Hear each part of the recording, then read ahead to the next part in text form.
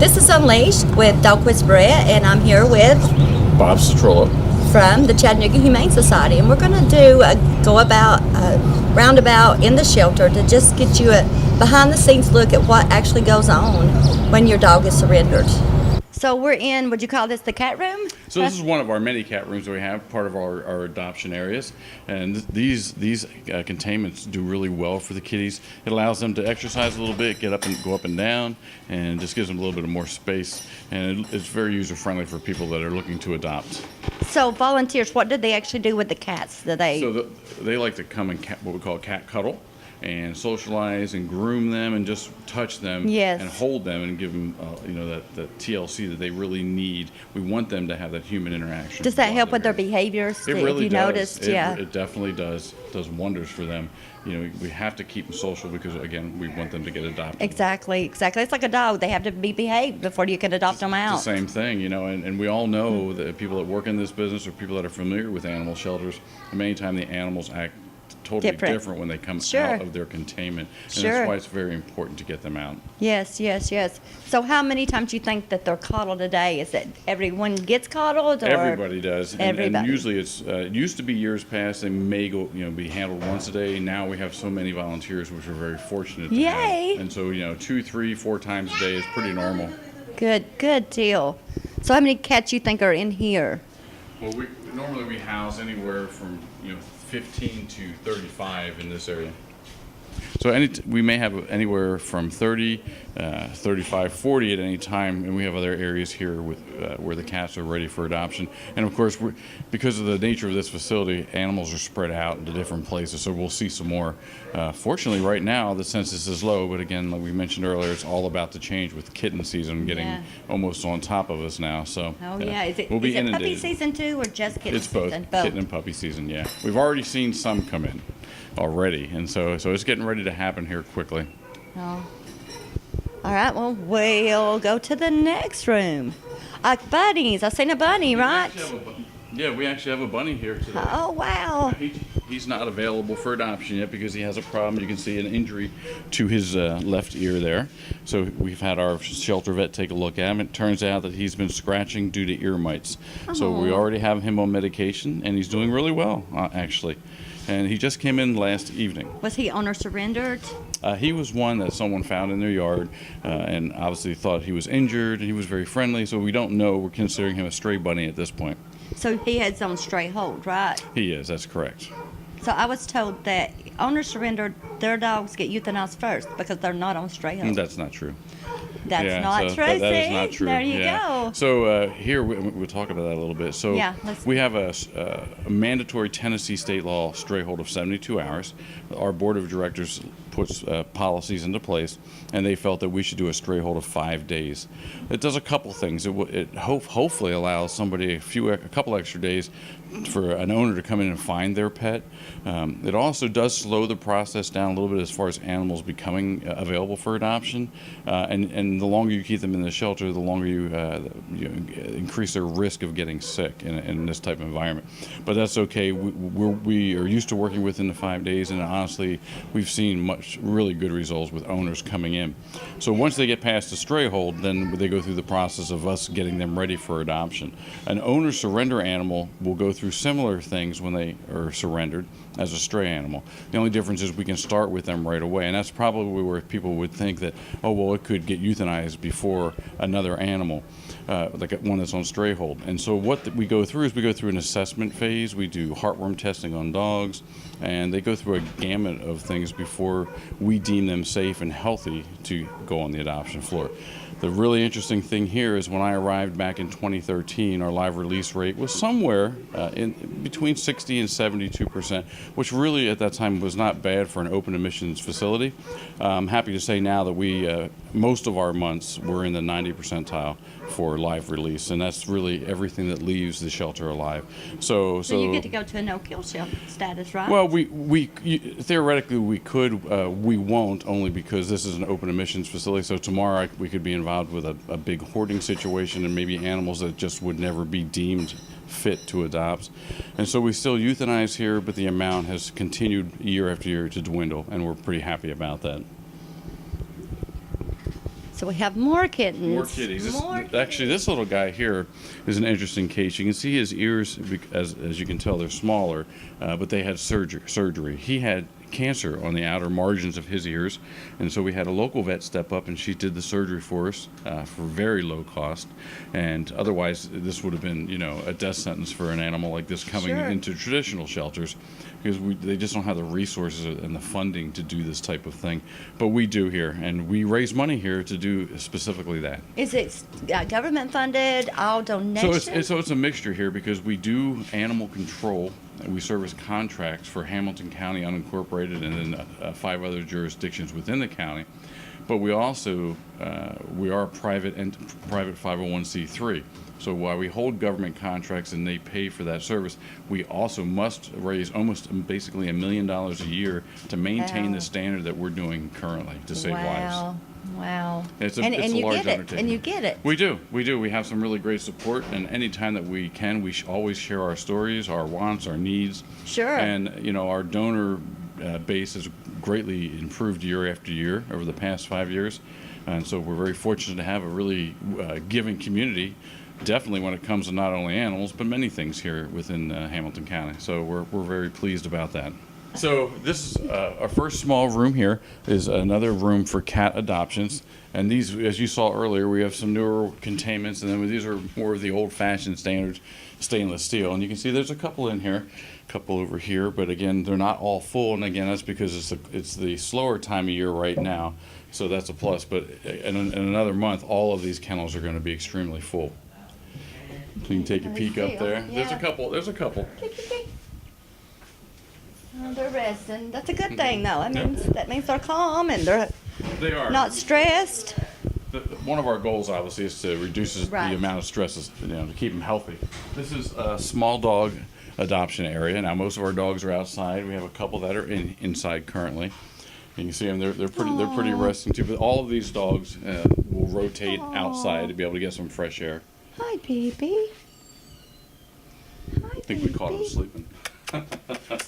Hi, love. Hi, sweetness. Hi. How do you get rid of something like that? I can't get it. I don't get it. Well, of course, we hear a lot of things. We see a lot of things. This room here is adoptable, is adoptable cats as well, and this is what we call a free roaming room. So you can take a peek. We can actually walk in. Yeah. Okay. Oh. Stay in here. All right. Watch out, don't step there. There we go. So what we like to do with our free roaming rooms, we currently have 3 of them, one over here and then 2 more that we may see later in the program. But we rotate the cats through these rooms. It's good for them because this is more of like a home living environment is what we're trying to do. Yes. And also rotate them through so they can all get turns as being in the free roaming room instead of being confined to a cage. It's also, we can do a type of a meet and greet in here with people as well. And they can actually come in here and just see multiple cats in a different environment. Sure. So these rooms do wonders for the kitties. Is he for adoption? Yep, all of Okay, here we go. Look. For adoption. Come on, guys. Look at this gray, beautiful baby. You need this baby. Get the camera. Do you see it? Alrighty, so the next room we're going to visit here is our veterinary treatment room. Come on in. And so there's all kinds of things that go on in here. We have treatment of animals, we do our veterinary exams, we give medication, we clean wounds, we administer fluids, you name it, we do it here. And we have 2 veterinarians that currently work with us. They're contract vets, and so they come in a couple times a week and they manage the herd and work with us and help us take a look at our animals and prepare them to be transferred around the country. That's a big piece I'm sure we'll talk about later about how animals are transported from this area to other areas. So a whole lot of things happen in this room here. And I see a turtle. You have a... There is. There's a turtle over here, and he is... Let's see the turtle. Come on. They've both been updated. Yes. So how did you come about getting a turtle? Yeah. This little guy was turned in, and he was only about the size of maybe a silver dollar. You know, I think it's been over 5 years now since he's been here. And of course, these turtles, notorious as you create a large environment for them, they continue to grow. And so look how big he is now. He's done really well. Was he owner? You found him wild, or Someone turned him in.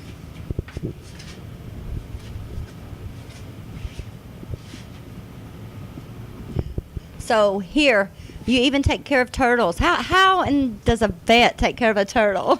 So we're really fortunate that our veterinarian has a diverse background. He also is a veterinarian for the Chattanooga Zoo, so he's definitely well aware of animals like this. So is this his home? Are you going to give him to the zoo? This is his home. This is his home.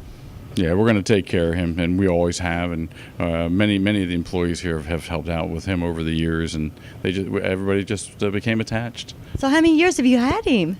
I guess about 5.5 years now.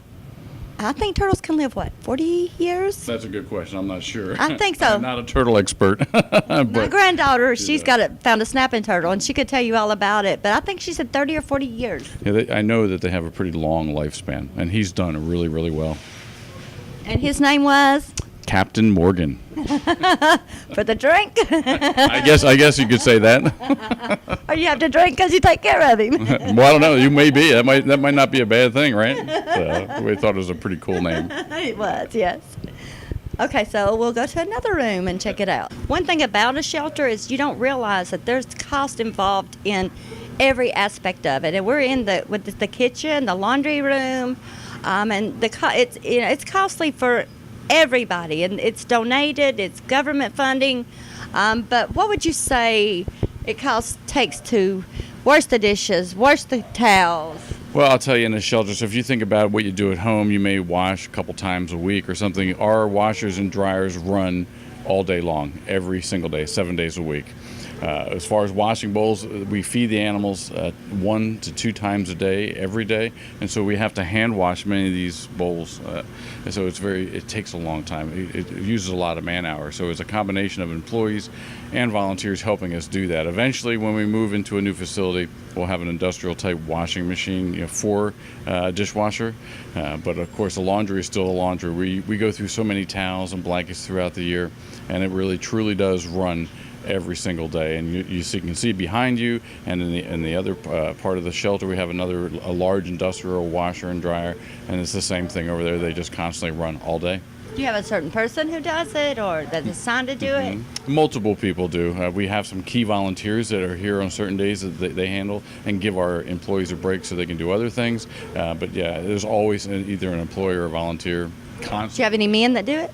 Absolutely, and honestly, they're not very good at it. That doesn't surprise me. Doesn't. But at least they do it. They do. Everybody really does pitch in here. But yeah. Do you have more women volunteers or men? Honestly, we have definitely, I have to say, we're about 85% female employee, and I think pretty much the volunteers are very diverse. We have a lot of male volunteers that help dog walking and so forth, and helping us with maintenance, all kinds of things. But in the end, this field of animal welfare is predominantly female. Yeah. Even rescues is more predominantly female. Absolutely. Yeah. We just have that motherly instinct. Well, there you go. And then we need it here. Okay, so we're going to go to the next room, and what will that be? So we're going to just a moment ago, we were talking about our stray holds and stray animals, and of course we saw a lot of adoptable areas. We're going to go into some of the areas now that are actually our stray hold for our smaller animals and our cats and small dogs. Okay, here we go. Here's the shock and awe of a shelter. This is the quarantine area for all the sick animals that are brought in. So this is one of our areas where we're going to see small animals that are currently on hold for a specific reason, if it was stray hold. We also have isolation rooms in here where animals are being treated because of some type of sickness. So we'll go ahead and take a look in here. And the first room we're going to see is one of our 2 cat isolation rooms.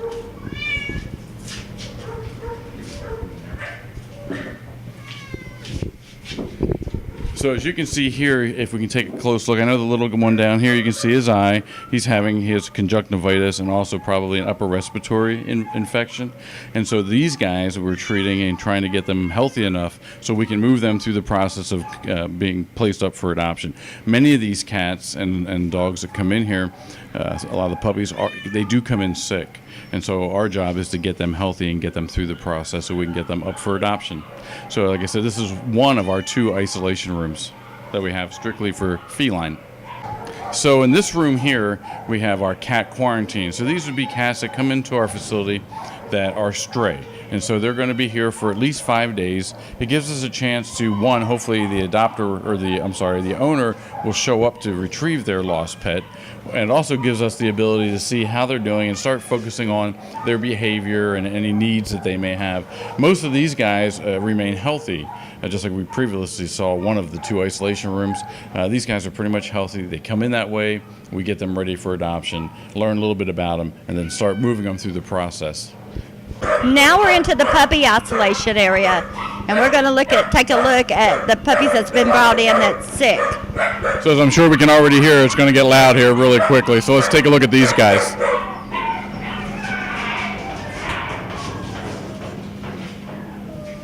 So why they're here in puppy isolation, as you can tell, these guys have some kind of issue with their skin. They have what we call Demodex mange, and they're very treatable. It's not contagious. We treat them, and they respond pretty quickly. We could see animals with upper respiratory in here as well. Most of these guys have skin-related issues right now, and that's what we're treating. So they'll remain in here until we see improvement, and we'll do what we call a skin scraping to repeat looking for the mites. And once they're clear, we'll move them along into the process and get them ready for adoption. Hi, this is Unleashed. We are with Animal Control here at the Chattanooga Humane Society. Okay, Bob, can you tell us about how Animal Control works? Sure. Well, it's a department with many tasks, and what you're seeing right now is animals that have just come back from surgery. And this is one of our officers here. This is Officer Dent.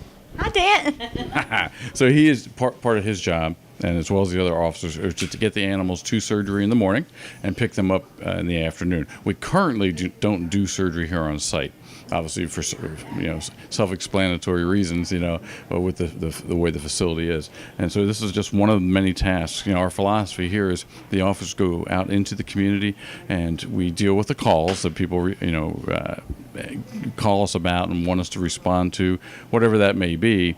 Then our philosophy is we try to educate the public before we do enforcement. Many times we find that very successful. Of course, there are always the times when we have to enforce first, depending on what's happening with the situation. But again, as the Humane Society, our goal is to actually educate and then follow up. If we need to be a little tougher, then that may come later. But we want to help the public. We want to help the animals. And that's one thing I'd like to mention. Many times we all forget and we get focused on the animal. But there's two things going on here. It's not just the animals; it's also the people behind the story, and so that's part of what we do. So it takes a village. It absolutely does. And you're the village. Yeah, absolutely. What has been your worst case scenario that you've went on? The worst case. I guess just to sum it up, people not taking care of their animals, and that's pretty much what we'll sum it up to. Neglect, starvation, tying up. Everything you just said. Yeah. Absolutely. And do you take that home with you at night? We try to leave a lot of that stuff at work and have at home separated, But it's like Bob here said, we want to educate before we enforce, and we enforce when we have to. So. Right, I say, let's don't judge. Let's get together for a solution. Absolutely, I agree. That's my motto. Mm-hmm. We are here at the cat adoption place. How many cats are in here? So I think there's only one here currently. Normally this area is completely full, just like the other areas we saw. But right now, for another month or so, it's going to be like this, and it's just going to blow up. So we can take a look through. So you're taking a breath right now. Is what you're saying? We are, and honestly, the staff enjoy a little bit of downtime, and they can actually do more with the animals that are on site. Because when you're full, you're constantly cleaning and feeding and moving along. That's it. Come along. So as you can see, they're all. We're at another meet and greet room for kitty cats, right? That's right. This is a room that has just been refinished by one of our employees, who obviously you can tell she's a very good artist. So why don't we go in here and take a look at this? Okay. Hey, buddy.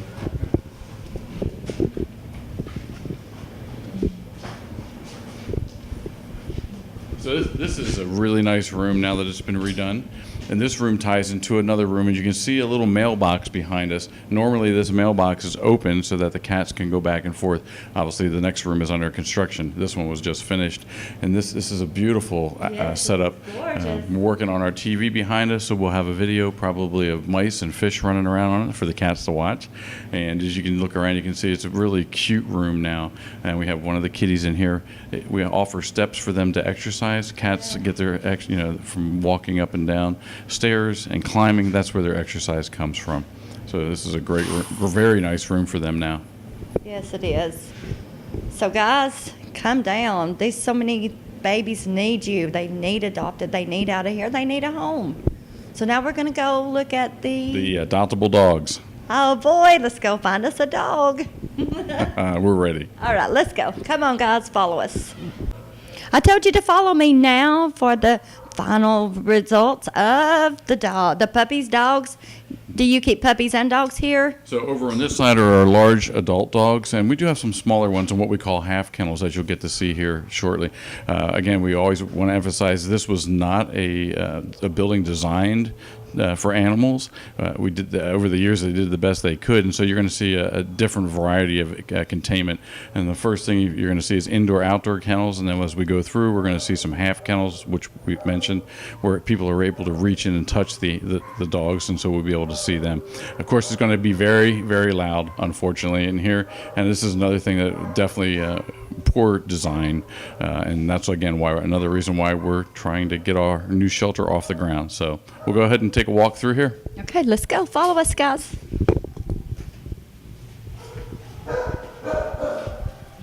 Right now it's quiet until they see us. Sure. So all you can do in here is kind of take a look around, look through the kennels. You can see this one here is up here looking for our attention. So I think we'll just kind of walk through and take a look. I agree.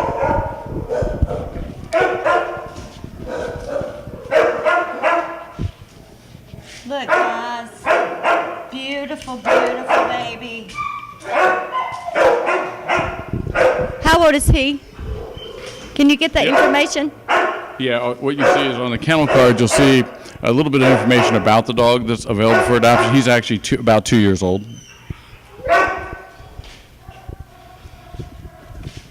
Oh, my goodness. A beautiful blue. Let's see, maybe he'll be nice and come up here instead of Down. You want to jump out. Okay. Look, guys, they need out. They need a home. They need out. Oh.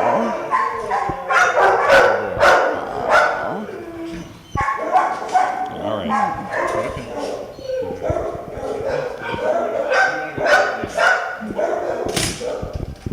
Breaks my heart. It does. The good thing is these dogs get out here 2-3 times a day. They were able to go out and exercise in our play yards. They constantly get walked, so it helps a whole lot. We have to do that because just the sheer noise in here is so stressing. We have to take them outside.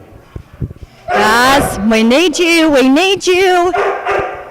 Oh, my goodness. Look, guys. Look. Get his information. Yeah, that's Maisie. Hi, Maisie.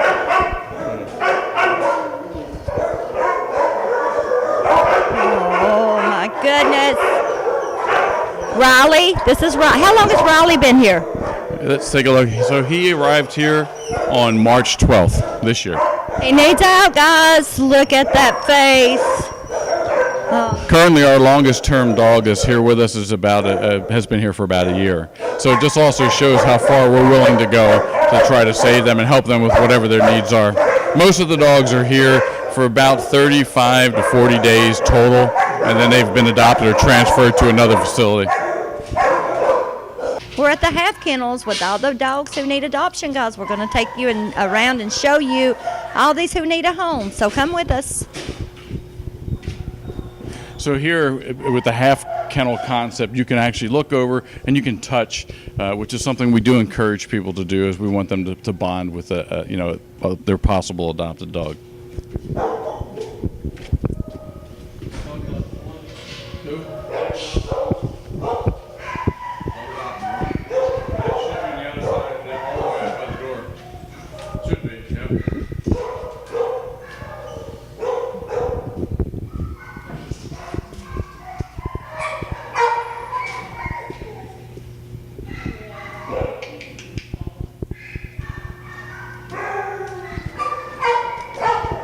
hope is we get homes for most of these, just to network them out.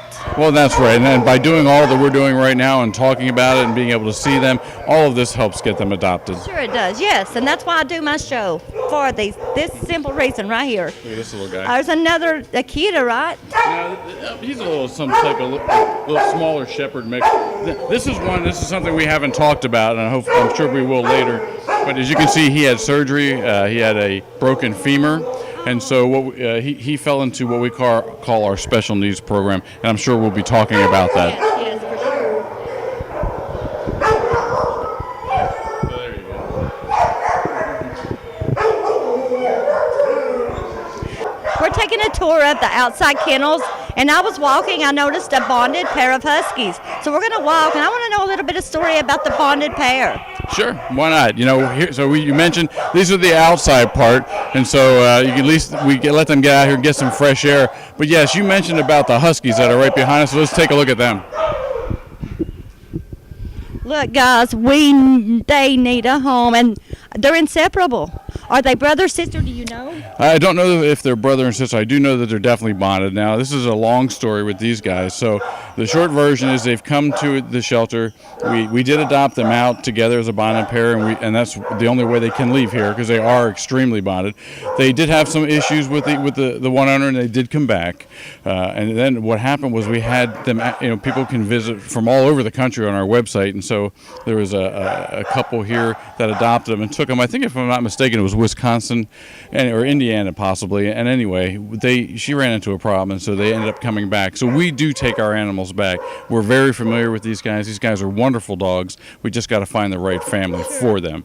Sure. All right, this is the volunteer. You said you had 500 volunteers? We do. We have upwards of 500, and of course we have about 100 to 120 that are very core volunteers, more of your docent level people, volunteers that help us with a lot of our programs. And right behind us here is one of our wonderful volunteers, Regina, who is out here with the little guy. What got you into this, Virginia? Regina. That's okay. That's okay. My love for dogs got me into this. How long have you been a volunteer here? Volunteer for about 4 months now. Yeah. It's very rewarding, isn't it? It's the greatest thing I've ever done in my life outside of raising my children. There you go, guys. Volunteers are needed. Owners are needed. Very needed. Very needed. It's a passion. Yeah, changing one life at a time. Yes. Yeah, and that's my show, changing one life at a time. So I'm just an honor. I thank you guys for letting me be here and tour this, and thank you for volunteering. Thank you. Thank you for taking your time out your day and doing what you do here. Absolutely. So really happy that you're getting involved and help us get the word out.